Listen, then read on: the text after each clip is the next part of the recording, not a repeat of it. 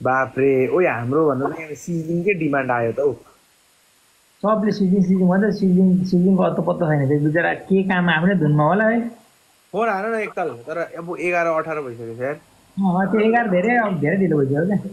हानिदेऊ न बाल्य भने एकताल लु, जे होगा देखा जाएगा। टुक्चे अब हामीलाई होइन क्या, सिजनिङलाई गएर भन्नु न, सिजनिङलाई मेसेज गर्नु त लाइभ आउनु भनेर, अनि पो बोलाउने हो त हामीले होइन हौली। मान्छेहरूले यहाँ सिजनिङ लिएर हुँदैन क्या, उता चाहिँ सिजनिङ चाहिँ लाइभ आउनु पर्यो होइन सुरुमा, यहाँ जोइन त्यो सिजनिङ आउनु पर्यो नि लाइभ त। अन्त अब साथीहरू सब कहाँ बाटो जानुहुन्छ, म हजुरलाई भेट्न मन छ। दादा हजुर हाम्रो गाउँबाट कुन बाटो जानु? यस्तो हुन्छ क्या साथीहरू।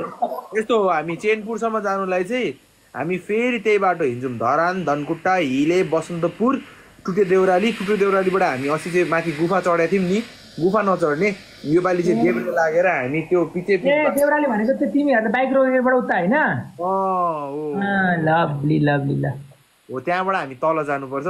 के छ भात कहाँ खाने हो फेरि? अस्तिको ठाउँमा खाने हो भात? त त्यही खाने, त्यहाँ लभली छ यार भात यार, आएको छ यार दामी पर मिठो छ यार। तपाईँहरू पनि बसन्तपुर जानु चाहिँ होटल ताप्लेजुङमा खानु जानुहोस्, मिठो छ यार, बेग्लै मिठो छ त्यहाँको। डाक्टर सिजनिङलाई अब चाहिँ बोला, अबे सिजनिङलाई यस्तो हो क्या, सुन न तिमीहरू, सिजनिङलाई मैले अब यो फोनबाट गर्नुपर्छ, यो फोनमै जाओस्। अब 11 बज्यो हेर, सिजनिङ भनेको तिमीहरू गर्न त उतापट्टि इन्स्टाग्राम लो गाउँली गयो हो यसले। लु ओभर सिजनिङ चाहियो कि सबैजनालाई, हामीले त्यो पनि तपाईँहरूको उयो गरिदिउँ है त इच्छा।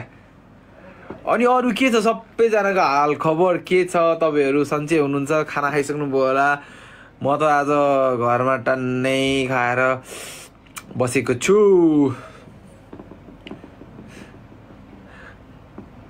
अनि अरू के, यो गेम चल्दै नै छ कि के छ स्टिल? ओके के छ ब्रो धरान? अनि on the way from Portugal. तर यहाँ कतिजना तपाईँहरू कतिजना चाहिँ बाहिरबाट हेर्दै हुनुहुन्छ, लाइक नेपाल बाहिरबाट हेर्दै हुनुहुन्छ भने please do comment down below है। कोले नेपाल बाहिर हुनुहुन्छ र कुन ठाउँबाट हेर्दै हुन्छ भने प्लिज कमेन्ट गर्नुहोस् होला तपाईँहरूले। युएस वाउ यार, साँच्ची यार, कोही तपाईँहरू युएसबाट यता यो 1-2 हप्तामा चाँडो आउँदै हुन्छ नि प्लिज यसो खबर गर्नु न यार। कोही साथीभाइहरू तपाईँहरूको छ भने मलाई, मेरो माइकको मैले थाहा छ माइकै नयाँ किने होइन, क्या दिदी छ क्या, अब यो माइक किने के छ? डाक्टर अहिले सिजनिङ चाहिँ अलिकति काम गर्दै रहेछ, त्यो सकेर आउँछु भन्दैछ। ए ठिक छ भइहाल्यो नि। अनि मैले भनेको दिपक यहाँ कोही हुन्छ नि अब युएसबाट आउँदै हुनुहुन्छ भने चाहिँ प्लिज केही इन्फर्म गर्नु होइन। मेरो सानो एउटा माइकको सामान मगाउनु पर्ने छ, त्यो चाहिँ नेपालमा नपाएर गाह्रो भइरहेको छ। त्यो नपाएर मैले अर्को माइक किनेको छु क्या। अब यो माइकको लागि पनि मैले त दिपकले मलाई उसको माइक दिइरहेको छ, मेरो माइक त्योसँग छ। ल साथी जो हुनुहुन्छ, यदि कोही बाहिरबाट आउट अफ द कन्ट्री हेर्दै हुनुहुन्छ अथवा स्पेसली युएस भनौँ न, किन अरू देशमा त अलिक महँगै पर्छ त्यो चिज पनि होइन। युएस दुबईहरूमा चाहिँ सस्तै पर्दो रहेछ। अनि कोही हुनुहुन्छ भने केही एउटा सानो डक्टरलाई सोध्नु न, मेरो दाँत आएको छ।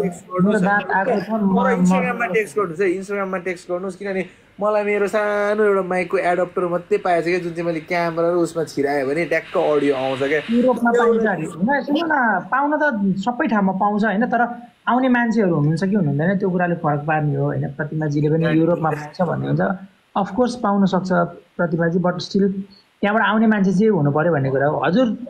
हजुरहरूसँग कसरी कन्ट्याक्ट गर्ने अरे? मसँग कन्ट्याक्ट गर्नको लागि चाहिँ तपाईँले मलाई मेसेज गर्नुहोस्, मैले तपाईँलाई फलो ब्याक गरेँ फ्रम युट्युब। म चाहिँ इन्स्टाग्राममा मेसेज गर्नु भन्छु, किनभने टिकटकमा धेरै मेसेज आउँछ है, त्यो सर्ट आउट गाह्रो हुन्छ कि कुन मेसेज के हो। इन्स्टाग्राममा गर्नु सक्छ, त्यसलाई गरे पनि भयो, मलाई गरे पनि भयो। मलाई यसो गर्नु न, मलाई फलो गर्नुहोस्, मलाई आउनुभयो भने ठिक छ, मैले देखेँ भने देखिनँ भने डक्टरलाई गर्नुहोस् न सबैजनाले है। अनि सबैजनाले दिपक गाउँलीलाई पनि फलो चाहिँ गर्नु होला है टिकटकमा होइन, युट्युबमा। मलाई पनि युट्युबमा सब्सक्राइब गर्नु होला। एकछिन हाम्रो यहाँ एकजना दिदी हुनुहुँदो रहेछ, यहाँ दिदी हुनुहुन्छ कि हाम्रो दिदी। अनि के हो कुरो, तपाईँ आउँदै हुनुहुन्छ? हाम्रो एकजना दिदी हुनुहुन्छ क्या न्युयोर्क, दिदी तपाईँ आउँदै हुनुहुन्छ भने प्लिज